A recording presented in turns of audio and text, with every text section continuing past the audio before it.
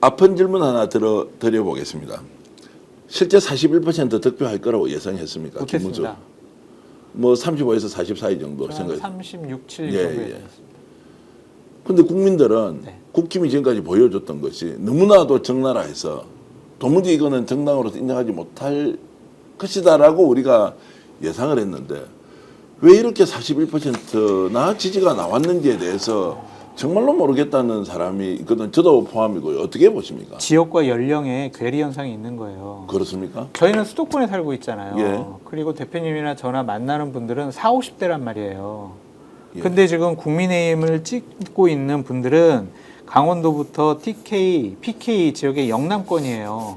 우린 그쪽 정서를 잘 몰라요. 그리고 거기에 60대 이상 국민의힘을 더 많이 지지하는 분들 우리가 만나서 얘기할 기회가 없는 거예요. 그러니까 우리는 수도권에서 보면은 민심은 야, 윤석열 심판해야지. 그리고 야, 김문수가 어떻게 대선 후보가 될 수 있어. 이런 얘기를 상당히 많이 들었거든요, 저도. 그런데 이제 그쪽 지역은 다른 거죠. 지역과 연령의 괴리 현상이다.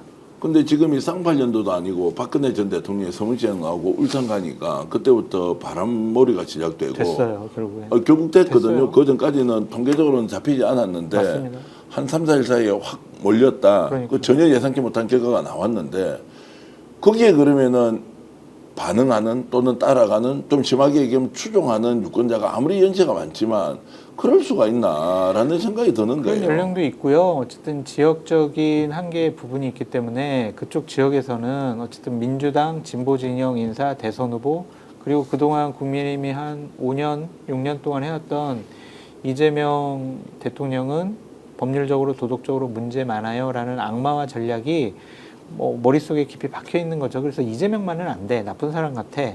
그런 인식이 박혀 있으니까. 얼마나 많이 해소됐습니까? 얼마나 많이 사람들이 이재명의 진가를 확인하고 오해도 많이 풀고 내가 오히려 이재명의 그 진면목을 몰라서 좀 너무 나도 다른 쪽으로 비판하는데 편성해서 미안하다 이런 사람도 나왔는데 그 사람 보니까요.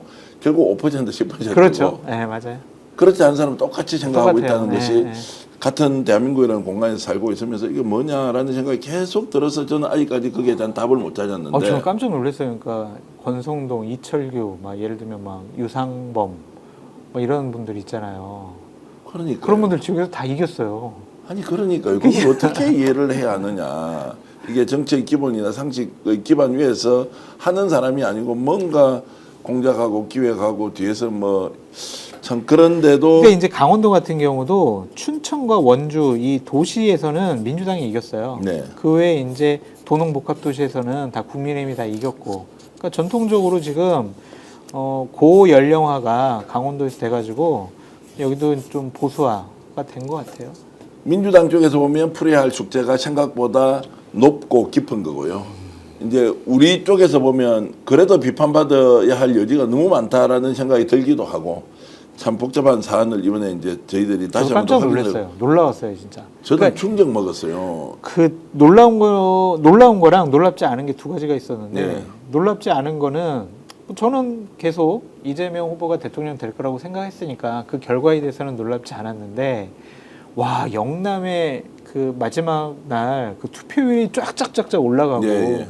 김문수 후보가 41% 넘었다라는 게 저도 보수우파 사람이지만 너무나 놀랐습니다. 자, 그런 비정상이 이제 현실에 일어나고 있는데 TK 문제 이야기하지 않을 수 없습니다. 네.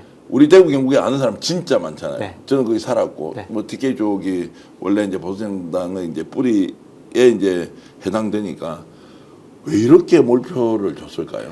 마지막에 박근혜 전 대통령이 공개적인 활동한 것도 정말 어느 정도 영향을 줬다라고 생각할 수밖에 없을 것 같아요.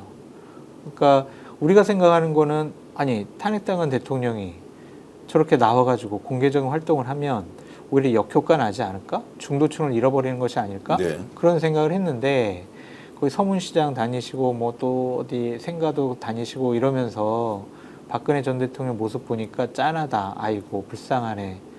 이러한 감정들 때문에 좀 연령이 높으신 보수파 지지층들이 아이고 그래 박근혜 불쌍해서라도 나가서 김문수 찍어줘야지. 그렇게 생각하시는 분들이 막판에 좀 결집된 것 같다. 그런 생각이 듭니다. 자, 평가로는 막판에 결집이 됐는데 그런 분들을 상대로 우리는 어떻게 해야 됩니까? 그렇게 동정심 또는 이제 과거를 회고하면서 박근혜 영향을 받고 있는 이런 분들에게 뭐 당신은 유권자로서 그렇게 결정하셨으니까 존중합니다. 이렇게 해야 됩니까? 설득이 안 돼요, 근데. 설득이 안 돼요. 안 돼요. 어떻게 설득하겠어요? 그게 이제 감정의 영역이잖아요. 우리가 논리적으로 이성적으로 누구를 지지한다, 지지하지 않는다 그러면은 우리가 설명할 수 있어요. 그건 오해고 이 사람은 이런 정책을 갖고 있고 이런 삶의 궤적을 가져왔어. 그리고 이 사람의 비전과 가치관과 철학은 이런 거야. 그러면 오해 풀렸네? 그러면 논리적으로 설득을 해가지고 생각을 바꿀 수가 있는데 이건 감정이잖아요. 감정을 어떻게 설득을 합니까? 좋고 싫은데 이거는 안 풀리는 거예요. 그냥 그분 그대로 인정을 해줘야 될 부분인 거예요. 자, 그러면은 이제 정치라는 것이 기본적으로 국가가 이제 제한된 이 자원을 얼마나 효율적으로 배분하느냐. 두 번째, 그것을 대의해서 하고 있는 정치인들이 각자 지역의 발전을 위해서 죽기 살기로 예산을 확보하고 지역 발전을 위한 그 이제 공약을 만들고 설득시키고 정부로부터 예산을 받아가는 구조지 않습니까? 자, 이렇게 되면 대구 경북이 소외받을 수밖에 없다라고 하는 것, 우선순위 면에서 밀릴 수밖에 없다라고 하는 이 현실을 대구 경북은 각오하고 있다 이렇게 볼 수 있습니까? 그것까지 뭐 주민들이 생각을 하시면서 주민들은 그렇게 생각하지 않는데 그랬을까요? 어쨌든 그것을 이제 대표하는 정치인들이요? 정치인들은 지금 어떻게 했느냐. 뭐 또 한 2, 3년만 기다리면 우리에게 기회가 온다. 그렇게 생각을 하겠죠. 뭐 박근혜 탄핵당한 이후에도 우리가 거의 뭐 5년 만에 정권을 찾아왔는데 우리 또 뭐 이재명 대통령이 뭐 잘하겠어? 결국에는 뭐 성남시장, 경기도지사 그리고 민주당 당대표 하면서 하는 걸 보면은 결국에는 실수하고 고집대로 하다가 또 이제 국민들한테 비판받고 버림받고 그러겠지. 그러면 결국에는 또 우리 선택하겠지. 그런 생각 갖고 있는 것 같아요. 부산 같은 경우에는 뭐 부산, 울산, 경남이 상대적으로 좀 선전해서 이제 청구서 들고 올라와 가지고 제대로 해달라고 할 거고 40% 정도 내외 나왔으니까. 그러니까 이제 대구 경북 같은 경우에는 청구서 내기도 참 얼굴이 소위 말하는 명구스럽다 이제 이런 이야기를 할 수밖에 없는 상황일 텐데. 그런데 이제 이재명 대통령께서 이제 통합의 정치 하시겠다고 했잖아요. 그러니까 너희들 나를 안 찍어줬으니까 나는 너희들 예산 안 줄래. 여러 가지 뭐 발전 전략에 대해서 소외시킬래. 그렇게 하기도 대통령은 어렵지 않을까 그런 생각이 듭니다.